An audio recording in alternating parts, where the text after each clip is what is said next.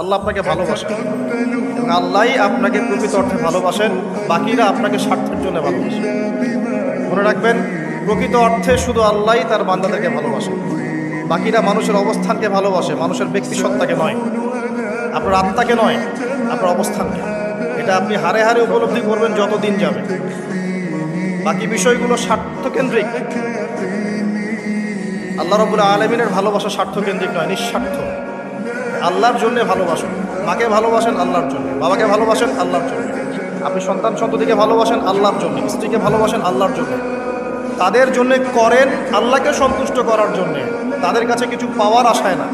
যখন আপনি কারো কাছে কিছু পাওয়ার আশা করবেন, তখন তার কাছ থেকে কষ্ট পাবেন। যখন কারো কাছে কিছু পাওয়ার জন্য আপনি আশা করবেন, তখন তার কাছে কষ্ট পাবেন।